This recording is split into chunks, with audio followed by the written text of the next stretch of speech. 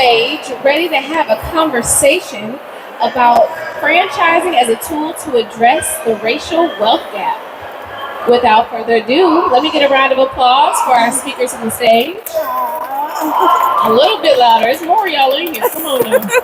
All right. Thank you. Thank you. Thank you very much for having us today. I want to turn the speaker over to our mistress of ceremonies and our moderator, Ms. Siobhan, who is the host of Vonnie in the City and Southside Staple. And we're looking forward to our conversation today. Thank you very much for having me today, Vonnie. And we're here at the Atlanta Black Expo here at the Galleria in Cobb County. Thank you, Mr. Ford. It is a pleasure to be here, and welcome everybody. I hope you all have a takeaway from today, some valuable information, informed, but we have a great conversation to share with you all. Again, my name is Siobhan with Vonnie in the City, and my show is on Hits 92.3. I air Sundays at 6 p.m. And today we are going to educate you all on franchise ownership and the process and why it's important to have a broker. So let's go ahead and get started. Mr. Ford, tell everybody, what is a franchise? Well, a franchise is a operation, which is a business that has a proven concept. You know, for instance, McDonald's started off just like with one restaurant, went to 2 to 3, so they saw that they had a very vibrant concept, a concept that can be repeated over and over again. A brand that people begin to recognize by the logo that they had of the Golden Arches. It was something that you could plug and play. You could go from one restaurant to the other, and the systems were the same, the processes were the same, the menu was the same, the looks of the building was the same, and that is the basis of a franchise. You become very recognizable, because you have a brand, everything is the same wherever you go. And franchises just aren't not restaurants. That's a myth that a lot of people have. But you look at Firestone, a tire company, it is a franchise. You look at State Farm, it is a franchise. It's a different type of franchise model, but it's a franchise. So franchises come in all sizes and shapes. Liberty Tax is a franchise. Maid Services, Molly Maids, Home Clean Hero, this is a franchise. Mako, the paint shop, Midas is a franchise. Mikey Mufflers, it's a service center now. It's not just mufflers. That's a franchise. A proven concept that you can repeat in each and every city here in America, and that's what franchises is. And the great thing about franchises that it doesn't matter who is the ethnic background of the owner. If they're not trying to just show who they are, they can get business from any place. And that's why it's so important that African Americans begin to have franchise ownership, not to show that I own the franchise, but to make money and to address the racial wealth gap. Beautiful. So a lot of people that open businesses spend so much money and time building a brand. You have a brand already built when you come into a franchise, so that's pretty awesome. Tell us, what is your role as a franchise consultant or broker, Mr. Ford? My role is very similar to a real estate agent is to houses or buildings. My role as a franchise consultant is to, when a client comes to me and says they want a franchise, is to understand, okay, just like houses, there are many types of houses or properties you can live in. There are many types of franchises that you can own. You know, some of them can run without you being there. Some of them can run with you being there only a part time, and some need your attention all the time. Those are the different aspects of the franchise. Our role is to make sure that we find you the right franchise for you, because you know, some people might like a daycare and say, I love children. Then other people will say, I don't want to work with anybody who doesn't have an MBA, Okay. and which is a big difference. Yeah, And they say, absolutely. I don't have children. I don't like being around children. I don't even go to the family reunions because there's too many children. So, that person isn't a good daycare. Right. No, we need to pick another franchise. So there. we have to find something different for them. Okay, perfect. Now we touched on this next question a little bit prior to this, but if you can expound, tell us why a Black business owner would be ideal to get a franchise. We just went through a pandemic that destroyed 40% of Black businesses across the country. Yeah. Not just here in Georgia, but we lost a lot of good Black businesses here Yes, we in did. Georgia and Atlanta that were solopreneurs. Right. And when you look at that, there was reasons for that. It just wasn't because they were Black, but because in many instances, a lot of African Americans, because a lot of our past history with business, the schools didn't teach us in many instances financial literacy. Right. There wasn't until recently a lot of emphasis placed on business ownership. Yeah. And the importance of keeping the right records in place, being able to put your hands on where those records are at, Right. and having all the proper structures that you could have. A lot of businesses were sole proprietor; they were not LLCs. But if you were a franchise, that franchise owner made you the franchisor, the people who own the franchise are called franchisees, are forced to keep their records in order. They're forced to. So after a while, it becomes commonplace. And what we saw was that the people, African American companies that were franchise owners, they had their stuff in order.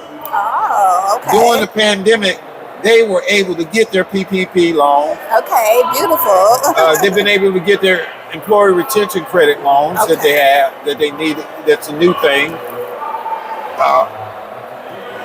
It allows for you also, as a franchise owner, to have a tangible asset that can be sold to anyone when you get ready to exit. Sometimes just having your own sole proprietorship, a small LLC, might not be as advantaged asset as just the franchise itself as far as on the exit strategy, because that's one thing I've seen that African American businesses have not done a very good job of exiting, which is their retirement and the way in which they build wealth and leave a legacy for their children outside. Granddaddy used to own the restaurant. Right. And he went out of business when he got sick or what have you. With the franchise, it's easy, a very easy, sellable, tangible asset. That's beautiful. the reason. That's one of the reasons I say Blacks should do. And secondly, when people come by a franchise, as I was talking earlier, unless you got your picture out there saying I am the owner of this franchise, when people come in, I was sitting in one African American owned franchise that was up in the north part of town. Well, first of all, being it's in the north part of town, people did not equate it with being Black just for any reason whatsoever. Right. I saw Indian community people come in. I saw Hispanics come in. I saw whites come in. And nobody thought, I didn't hear no disparaging saying this is Black. The whole staff was Black, but it's that way anyway in many facilities that the African Americans are staffed, but they don't have ownership. Right. But with a franchise, you can still have ownership, have a Black staff, and nobody will ever know it, and everybody will come through as long as you maintain the standard sit by that franchise. So that's why. Beautiful. And to me, what I just heard was structure. And a lot of times as small business owners or minority business owners, we may be excellent in our craft and what we do. But a lot of times that's the missing component, that structure, right? And so like you said, that gives us that opportunity to be able to get those grants, that PPP money, all those things legitimately, right? Yeah, you hit the nail on the head. Yes, sir. Yes, sir. So, what would you recommend as a great franchise to purchase? But it's so many great opportunities that are out there.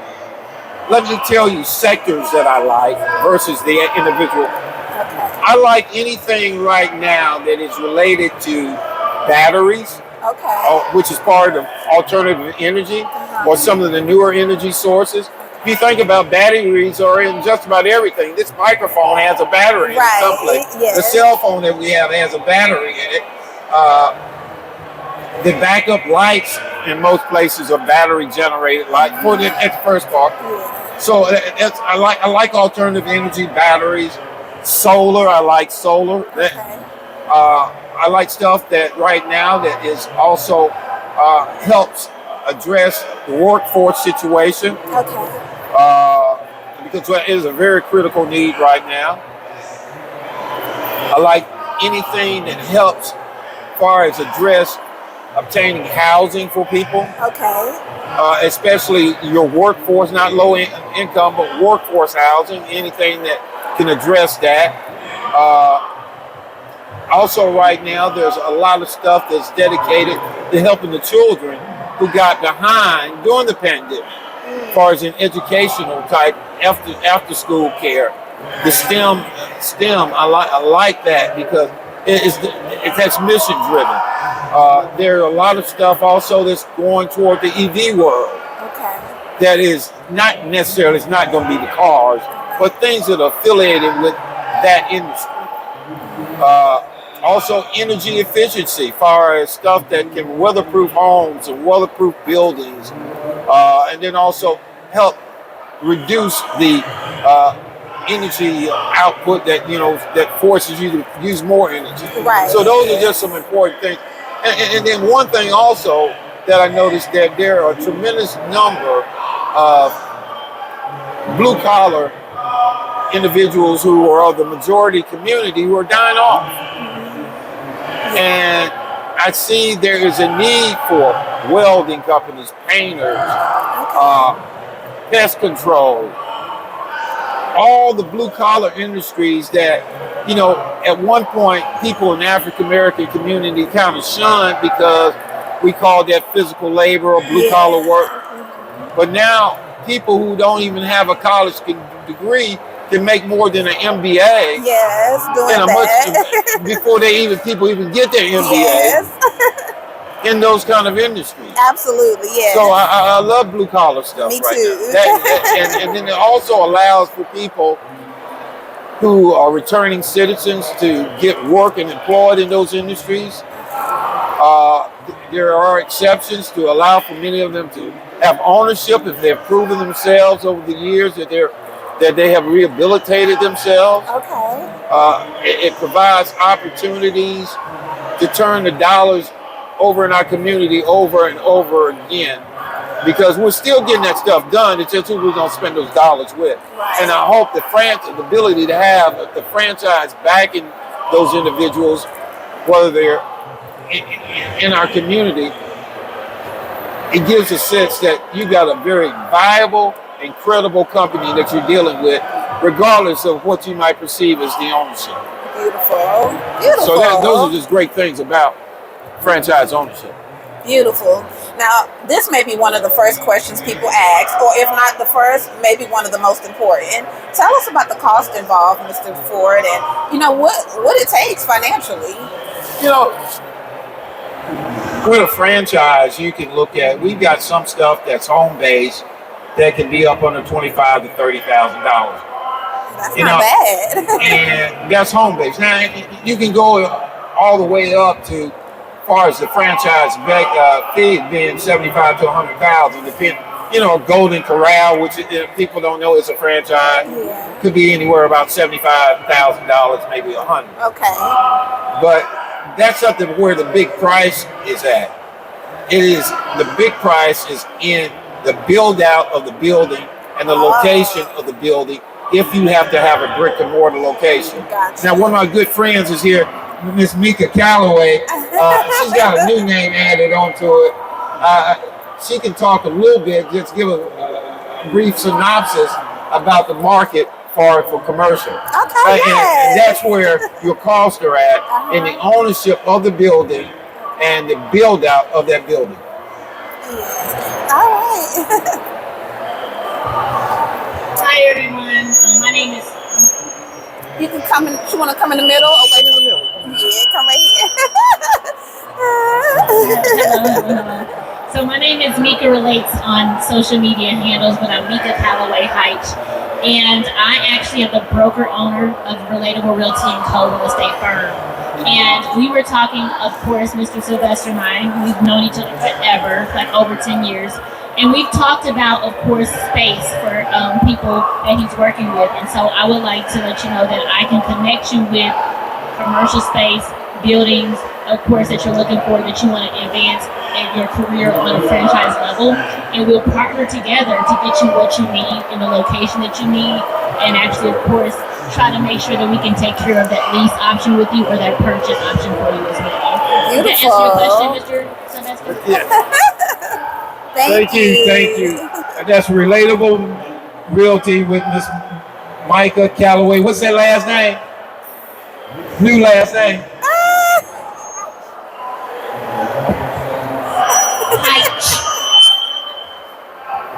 Mika Calloway Heights, Relatable Realty. She can help you find that place after you get your franchise. Where are you going to actually put it? Because that's one of the next most important things. Location, location, location. Yes. Now, Mr. Ford, you have been in this business for a while and you've seen a lot of people. Can you tell us one Black franchise owner that you personally admire? I'm going to tell you two. Okay. One is someone who's a national figure, and it's one of my clients, and then the other one's a client of mine.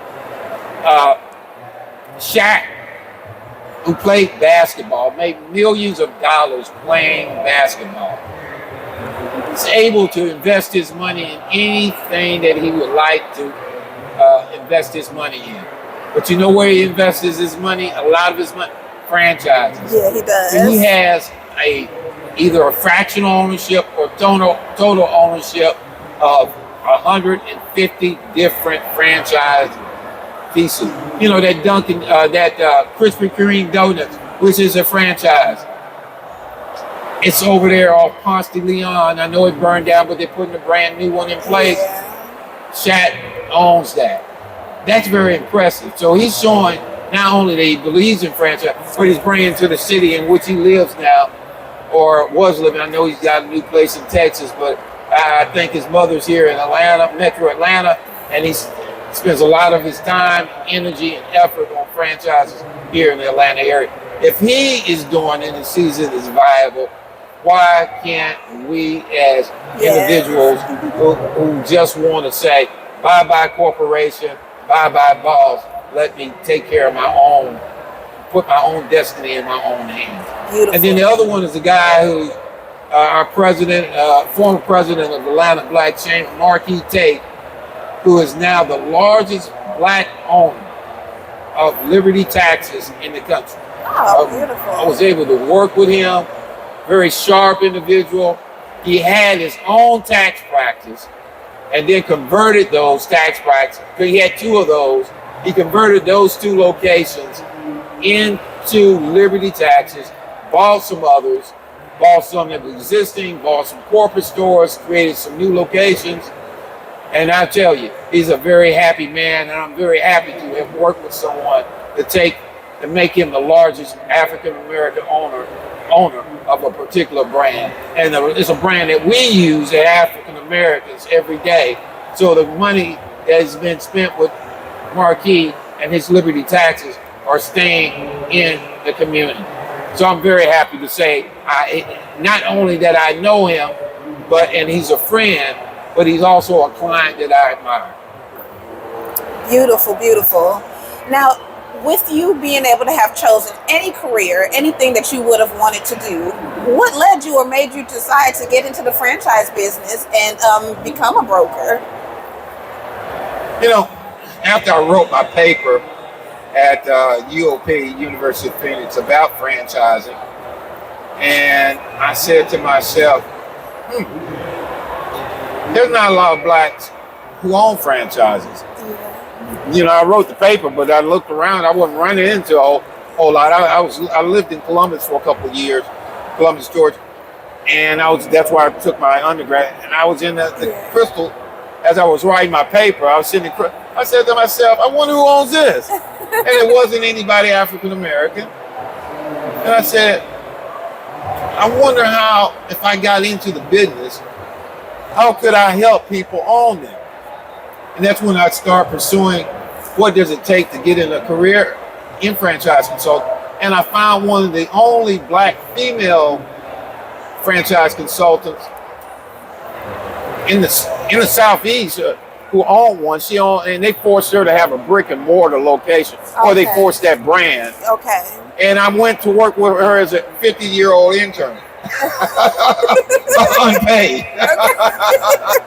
You know, we would go on Sundays and put envelopes on people's on business owners' doors in Buckhead. Just an envelope and put tape on it. It said business owner. You come in on Monday morning and you see that, you go to open it. And we talk to them about converting their businesses into a franchise brand similar to what they were doing.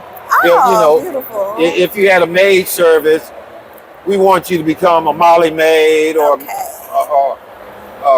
maid right or a home clean heroes or any of the other maid service. If you had a tax service, I worked with Sheila on the tax service, Liberty Tax, the one down in McDonough was one of the first ones I worked on. So, when my client wanted the Liberty Tax, I was kind of familiar with it already. Okay. And then I began to see, wait a minute, franchise, you go into most communities where the retail strip center is real clean. None of those young men be standing outside, saying, come here, I got this for you. Are usually strip centers that have a lot of franchise or corporate stores in them. Right. That they're clean, they're clean all the time. Their parking lot's clean. You don't see a lot of things going on that shouldn't be going on when people get out of their car to go into a strip center. Absolutely. And I said, how can I do that? And working with Sheila, I was able to get into the industry and move forward. And then I bought into a franchise organization that continues to educate franchise consultants like me, provides our inventory, and I'm a part of two organizations. One has 300 people like myself. The other one has about 500 or 600. And I was fortunate to be the number one salesperson for one of them this year. Congratulations. This past year. And then secondly, the other one is been ranked in the Inc. 500. Okay, beautiful. As far as that organization, but it's not a whole lot of people that look like me. Yes. Or look like this room. And just like T. Dallas Smith said about the commercial real estate industry, I'm on a mission to make the franchise industry look just like the United Nations. That it's a mixture of people. But first of all, I got to stay focused on our folks, because it's probably out of all the franchise employees outside on the fronting line, as far as in the executive suite, and then also as consultants in the industry like myself, it's a very low number. And I'm saying to anyone today, if you're interested in becoming involved in the industry from a franchise consulting standpoint, I want to talk to you. My number is 678-896-6476. Sylvester Ford, LinkedIn, or you can go to my website. We also provide funding for companies. You can go to www.whenbanksayno.biz and get my information and be able to contact me. Awesome, awesome. Thank you for even getting into this line of work because, like you said, we don't see or wasn't seeing a lot of people of color or minority in this business. And so that was giving you the opportunity to make a change. So thank you for that.